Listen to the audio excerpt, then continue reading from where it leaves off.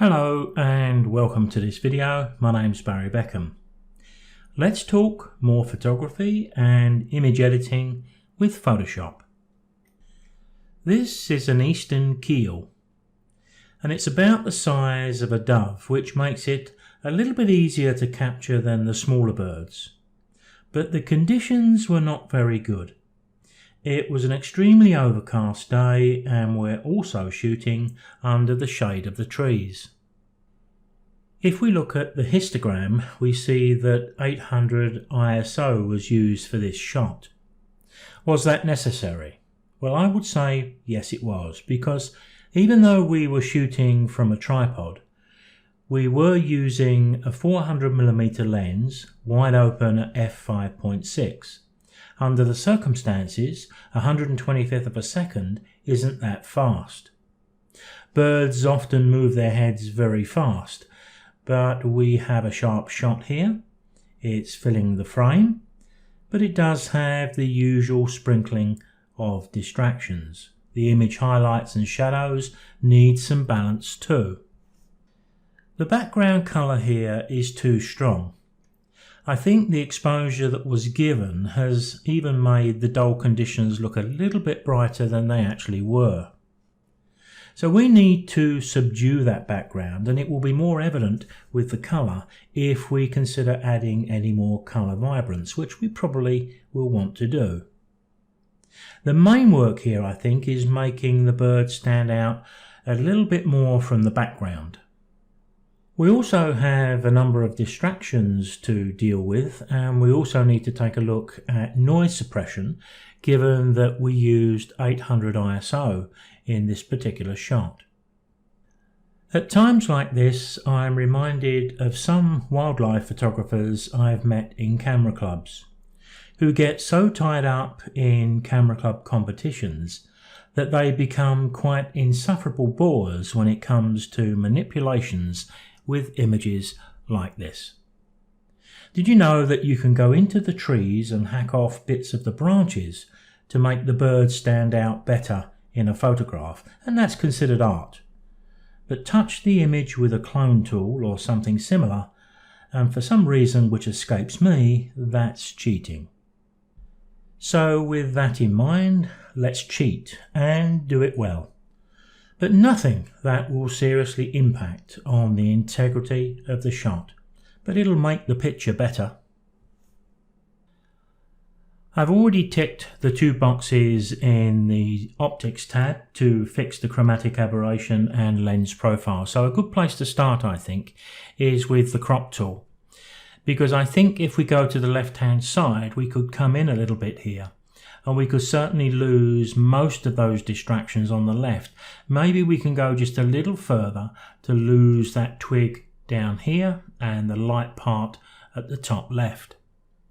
Now we can come up a little bit from the bottom, and we can come down a little bit at the top, but not too much. We don't want to cramp the bird in too much, but we do have a nice shape now. We've got a bit more of a oblong shape because I've chopped quite a bit off the left hand side. If we hit the enter key and control 0, well, we can move on from here. Now what I'd like to do first off is to zoom in a little bit. So right click, zoom to, let's choose 200%, holding the space bar, just clicking and dragging. We're looking at the image greatly enlarged here, but I just want to take a look at the noise given that 800 ISO was used here. And if I go to the detail tab on the right hand side, I'm going to put some noise reduction in here. I think we may be able to go up as high as about 40. I don't want to go too high. What I tend to do is to look around the image here. I will double click the noise reduction so I can see the before and the after. I don't want to make my pictures too smooth, but I do want to remove some of that noise. I think that looks okay, so I can right click and fit the image back in view. Now I'd like to go back to my basic tab. Looking at the highlights in this image, I'm going to drop them way down and I'm going to bring the shadows up. I've brought that up quite a lot. Let's just take a quick look at the background shadows, zoom to, let's say, 100%. That doesn't look too bad at all. I think I can live with that. So what I'd like to do now is to do something with the background colour. I think perhaps at some stage I'd want to put a bit more colour on the bird. But of course, if I do go down to the vibrance here and I step that up a little bit, just to put a bit more colour on the bird, given that it was in such dull conditions when it was shot, then it's going to make that background rather dominant.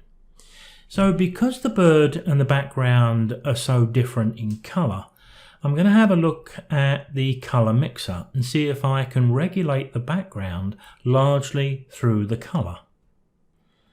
So let's go down and open up the colour mixer. We've got three options here. We've got hue, saturation and luminance. I want to start with the saturation. We can move the sliders manually, but a nice way to work with this tool is with the targeted adjustment. If I click that and move on to the picture space, if I click and drag to the left, you can see I can drop down the saturation in those greens. And then if I go to the luminance option and I go back to the green again and click and drag, I can darken that down. So we've been able to affect the background considerably here without affecting the main subject at all. Now from here, let's go back to the basic tab. I'd like to just look at a little bit of clarity, not too much, looking at the bird. I don't want to undo the work I've done on the background, a little bit of clarity. But I think what I'll also do is zoom in on the bird, hold the control key, click and drag. Because what I'd like to do is just darken the highlights here just a little bit. To do that, I can select an adjustment brush. If I drop the highlights down and I bring the exposure down, you can see I've got a feathered brush here, quite highly feathered. I've got quite a low flow, but the density is up high. And I'm just going to touch my escape key to get my little circle back, and I can start to brush over this area, and you can see the tones just going down nicely. Not much, and in fact I don't think I'll do anything with the white here and here, because one, the white is not too bright, and two, a little bit of whiteness around the eye is not a bad thing because it almost draws us in. Maybe I'll just darken the beak a little bit, give that a little more power. But as you can see, there's not a great deal more we need to do. I'd like to deal with the shadows on the underside of the bird a little bit. But if we did want to raise the tones here a little bit, just for the reasons I've explained, where we can almost draw people into the eye, then go to the plus sign and we'll add another adjustment brush. This one's going to be slightly different. Here we don't want to kill the highlights and we don't want to reduce the exposure. We could lift the highlights and raise the exposure a little bit. But we've got to be careful. We don't want to overdo this. That's a little bit heavy, so maybe I'll drop that flow rate back to 3 again. But as you can see here, I can just allow a little bit more light to come through here, just to draw attention on the eye. I'll hit Ctrl 0 to fit the image on screen. Now, whenever we use high ISO and we try to raise detail from shadows, we can make the noise worse. But if we look at the underside of the bird, it's not that bad, is it? So I think we'll get away with lifting the tones there just a little bit. To do that, I'm going to go back to my adjustment brush, hit the little plus here. Down to the settings, what I want to do is lift the exposure a little bit. Not too worried about highlights, but maybe I'll lift the shadows. I'm going to keep the flow fairly low, but I'll make my brush a little bigger. And there you can see the effect I'm having, just lifting the tones there. Not that much, but a little. And of course we can maybe just increase the saturation a little bit around those areas. All these things are going to be pretty personal, really. The one last thing I would do here before I open this up into Photoshop would be to put a vignette around the outer edge, and my favourite tool for that is this one here, the radial filter. If we double click onto the picture surface, it'll snap around the outer edge. We can right click within it and reset it.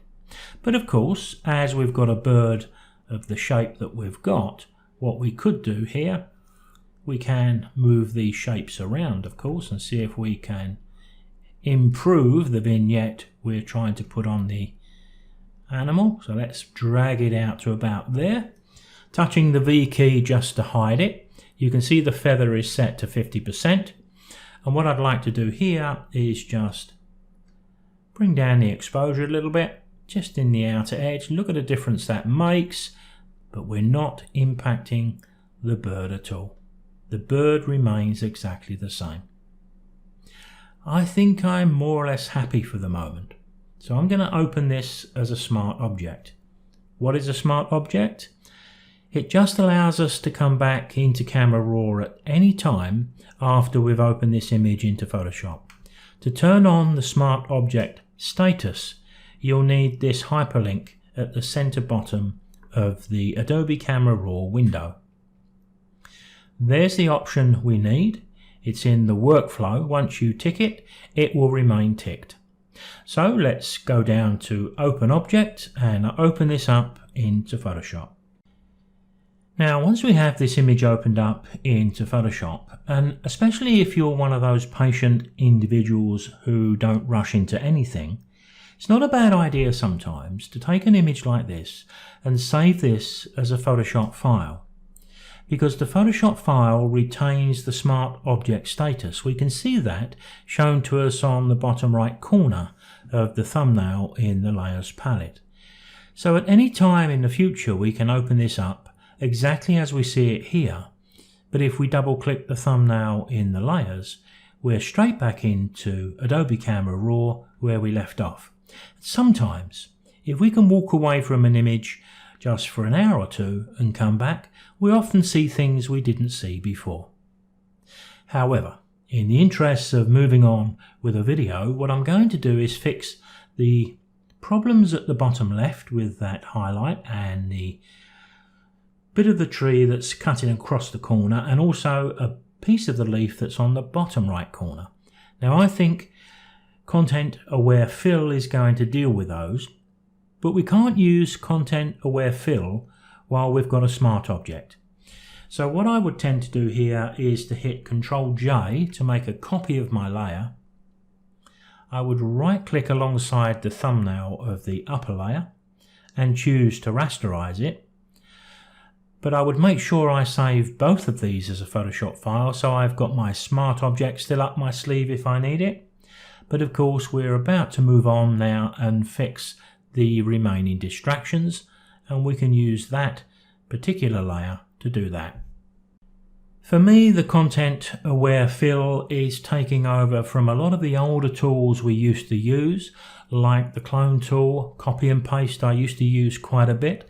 Well, this effectively does the same thing, but a lot more effectively. So let's try it down at the bottom left. I'm going to pick up my freehand lasso tool here. I'm just going to draw a quick selection around the offending area and around and up. If we go up to Edit and Content Aware Fill, the left hand side, the green area, shows us where we're taking the repair from.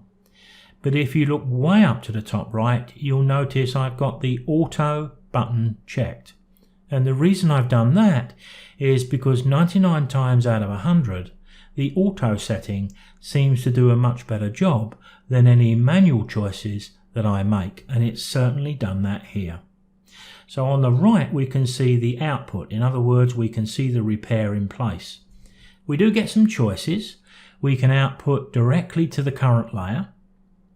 We can make a new layer, or we can make a duplicate layer. To be honest, I'm looking at that image and I'm quite happy with that repair, so I'm happy to go with the current layer. Down at the bottom, let's click OK, and the repair will be fixed. Control D will remove that selection, and if I go down to the bottom right corner, I've got a little tiny bit on the right there, a little bit of a leaf sitting down at the bottom corner, and I believe that Edit Content Aware Fill is going to deal with this with no problem at all. So once again, we can click OK. Control D will remove that selection. Now I do think there's one or two distractions still around the image, so what I'm going to do here is to go down to the bottom right of the layers and create a new blank layer over the top of the layer we're working on. I'm going to go to the left hand side to the toolbox and pick up my spot healing brush. Reduce the size of the brush using the square bracket keys. I've got two little points of light down at the bottom which I want to deal with, and I've created that new layer so we can do any repairs on that layer. So we do need to make sure that we do have the sample all layers box ticked just above the bird's head. So I can move about the image, and feel free to zoom in on the image when you're doing this, of course. Those two are going to be pretty easy to do. I did spot a little bit of dust up on the top left corner. We'll deal with that too. But there may be one or two other little distractions that we'd like to get rid of or dull down. We have a little sticky outy thing there which just keeps drawing my attention. Do I want to deal with that? Well, we're working on a new blank layer, so there's no risk here for me just saying deal with that, and it's done a great job.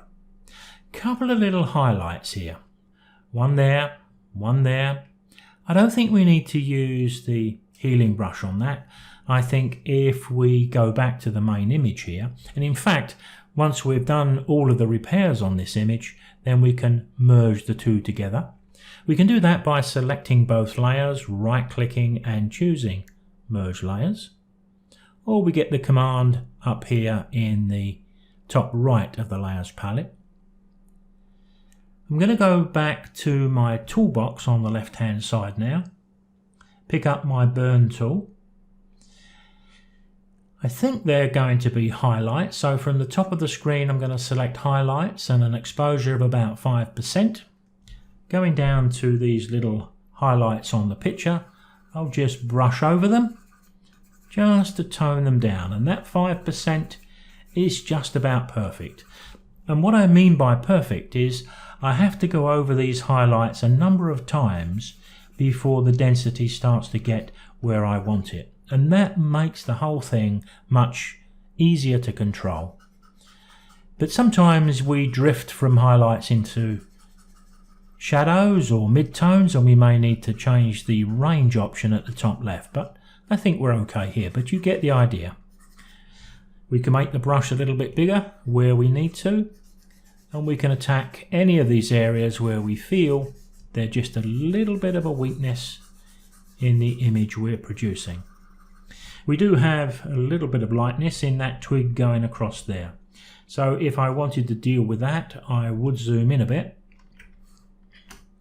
and I would drop my brush down, and I probably would push the exposure up a little higher. Let's push it up to 10%, and as you can see I can start to subdue these little distractions. And once again, thinking about my little rant at the start of this video, we're not affecting the integrity of the bird. Now, as you can see by the spinning round of the screen, I've decided to say that's a completed project, and I've opened up the original untouched image. Now we probably appreciate more the highlights and shadows which we dealt with, the background colour and tone which we dealt with, and also a little bit of noise and one or two distractions. And now we have a much more dominant image, and we're focused directly on the bird.